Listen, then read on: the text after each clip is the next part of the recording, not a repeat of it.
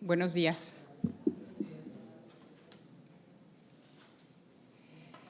Quisiera antes que nada agradecer a la Embajada Mundial de Activistas por la Paz por la invitación que me hicieron para que podamos traerles la experiencia de lo que nosotros en la Universidad Anáhuac, México, hemos tenido a través de una cátedra que es la que ellos proponen para que se instituya en todas las universidades.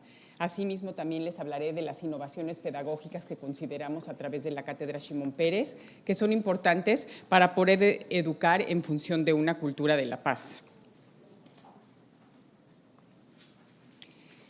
Como ustedes saben, la cátedra que llevo está en nombre de Shimon Peres, en paz descanse, y él siempre nos decía: los misiles no reconocen fronteras. Sin embargo, la ciencia, la tecnología y la educación tampoco tienen referencia de territorio. No es cuestión de una visión, sino de abrir los ojos y saber qué es lo que debemos hacer como seres humanos. Para poder hablarles un poquito de las innovaciones pedagógicas, voy a describirles un poco a qué llamamos cultura de la paz y cómo se inserta educación para la paz dentro de todo este contexto de la cultura de la paz. Una cultura de la paz se basa en la aceptación de la diversidad. Una cultura de la paz se basa en la aceptación de la diversidad y el aprecio al otro. También es el completo rechazo a la discriminación y la explotación del prójimo.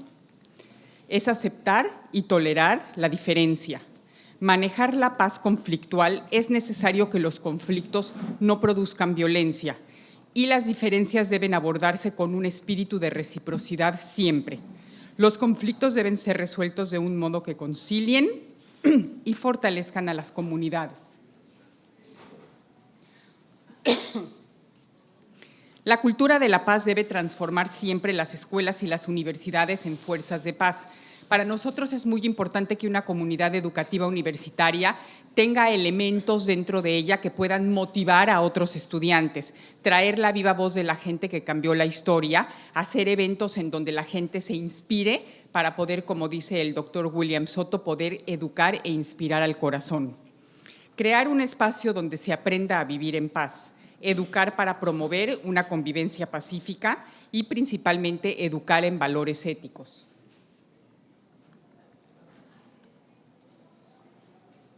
Se debe educar para una paz íntegra, en donde aprendamos a convivir y a tolerar, concientizarnos y preocuparnos por el prójimo y procurar el bienestar colectivo. Entonces podemos decir que la cultura de la paz es consecuencia, aparece como resultado de un proceso educativo, educación para la paz. La educación para la paz la podemos dividir en grandes rubros para no entrar directamente en el tema. El primero es el holístico. ¿Qué quiere decir? Es enseñar una visión integral de los verdaderos orígenes de los conflictos, como uno de las reales condiciones para la paz.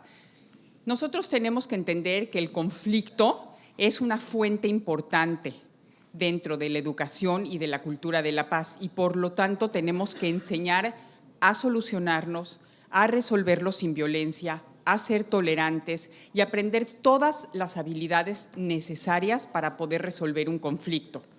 Nosotros no nacemos aprendiendo a vivir en paz, tenemos que enseñar a nuestros estudiantes a vivir en paz y por eso es que hablamos de una educación para la paz. Después del enfoque holístico pasamos a la formación en valores. Está relacionado con el respeto a los demás, con la empatía, con el reconocimiento de que la producción de los cambios positivos es importante, el respeto a la diversidad y el compromiso con la justicia, la equidad y la no violencia. Pasamos al rubro del diálogo, el cual es sumamente importante. Las habilidades comunicativas en este sentido son de vital importancia. El diálogo es el encuentro de sus pares en un ambiente de confianza mutua y el permitirse convivir y afrontar los problemas con entusiasmo. Cuando hablo de confianza, ahí entran todo lo que tiene que ver con las relaciones sociales de unos con otros, con la competencia, con las envidias, con el proceso de empatizar con el prójimo a través de las diferencias, con la problematización que vivimos día a día para que aprendamos a saber manejarla. Y el último rubro es el espíritu crítico, que permite el reconocimiento de las relaciones de política y de poder en los procesos económicos y sociales, con miras a transformar y equilibrar las relaciones. Cuando hablo de educación para la paz, hablo de estos rubros importantes: educar para el desarrollo, educar para el desarme, educar para la solución de conflictos, educar para la responsabilidad social, educar para los derechos humanos, educar en forma multicultural, educación para la comprensión internacional y educación para la reconciliación. Cada uno de estos rubros trae aparejado un valor. Estos son los valores que nosotros tenemos que velar por: justicia, equidad, libertad, tolerancia, respeto, igualdad, dignidad y solidaridad. Entonces sí, ahora sí entramos al tema principal. Ya entendiendo cuáles son los valores por los que tenemos que velar y cuáles son los temas que tengo yo que afrontar, entonces entro a las innovaciones pedagógicas. Para hablar de innovaciones pedagógicas hablamos de procesos pedagógicos, cuando son planificados para orientar y asistir sistemáticamente el desarrollo y la transformación de los seres humanos. Existen procesos pedagógicos que tienen como eje principal la problematización y el diálogo. La problematización se ubica en que los aprendices aprendan de la realidad. El hoy por hoy tenemos que llevar a nuestros estudiantes a que aprendan de las experiencias que vivimos día con día. La forma de enseñar en las escuelas es muy diferente a la forma que teníamos antes. Antes transmitíamos el conocimiento, hoy en día lo creamos en el salón de clase compartiendo experiencias mutuas entre el educador y el educando. La problematización nos da herramientas de ver qué es lo que está pasando en la vida diaria de cada uno de nosotros y cómo podemos enfrentarlo con las herramientas que nos brindan las instituciones educativas. Y como último punto tenemos el diálogo. Es comunicación, nace de una actitud crítica que se basa en valores humanos. Es un encuentro donde se busca el conocimiento y no se debe transmitir. Cuando hablo de actitud crítica, tenemos que fomentar que nuestros estudiantes y nuestros jóvenes, así como el ser humano en general, empiece a crear un pensamiento crítico. No sirve decir, me lo dijeron, lo oí, simplemente es tratar de escarbar esa curiosidad para que podamos tener un pensamiento crítico y no nos dejemos llevar por la ignorancia.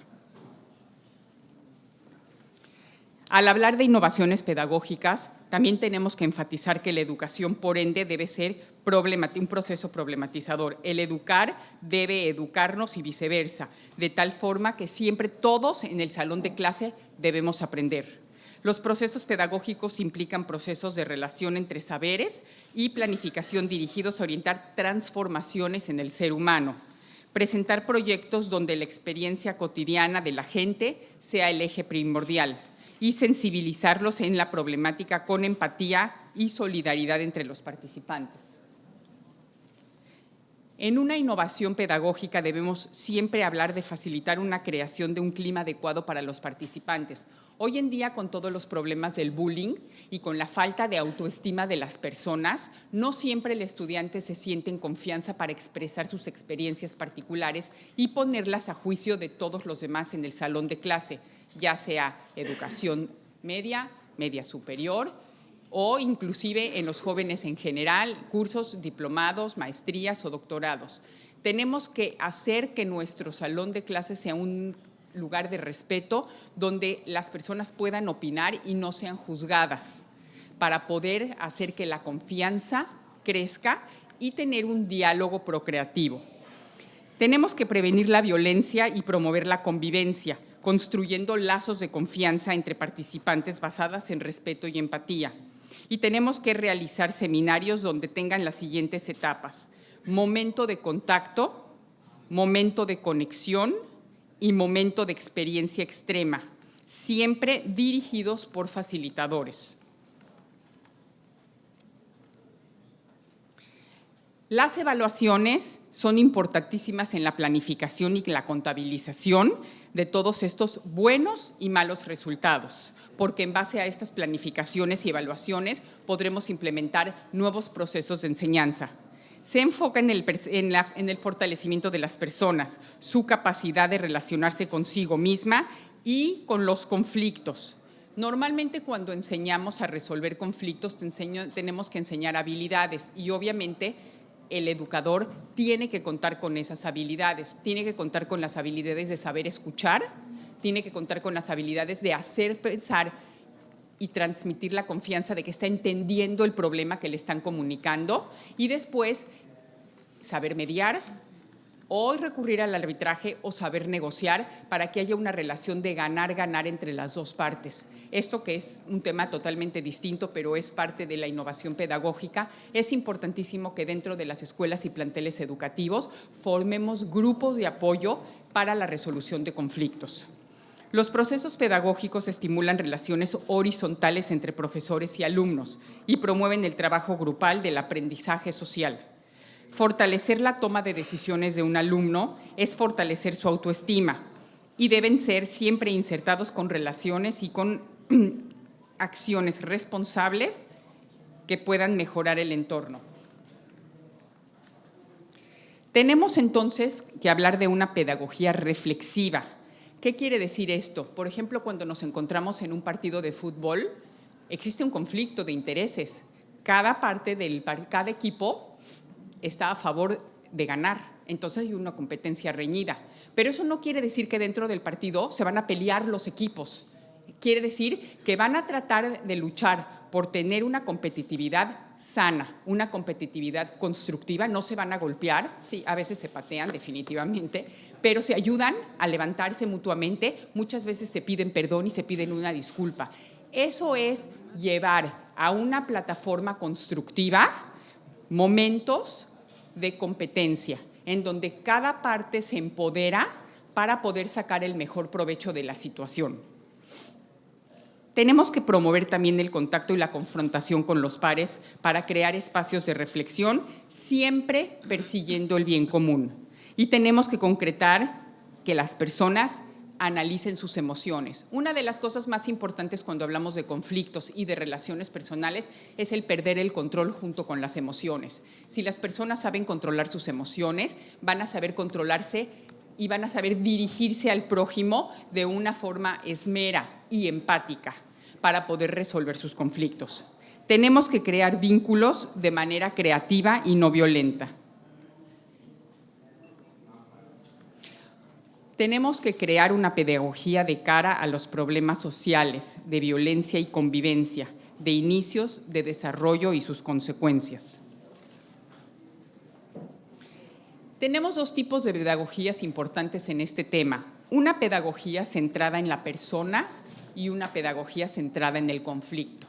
Las dos son igual de importantes porque tenemos que analizar a la persona, su autoestima, sus emociones, su forma de relacionarse, sus habilidades. Y después nos tenemos que trasladar a una pedagogía conflictual, en donde ya se relaciona con el prójimo y pone en práctica todas aquellas habilidades que aprendió de forma personal. En una pedagogía centrada en el conflicto tenemos que identificar el conflicto y el error. Y aquí es muy importante hablar de las necesidades, los intereses y las percepciones. ¿Por qué? Porque muchas veces disfrazamos estas necesidades con percepciones equivocadas de la realidad. Y un buen facilitador tiene que saber encontrar dónde están estas percepciones erróneas para aclarar la situación entre ambas partes.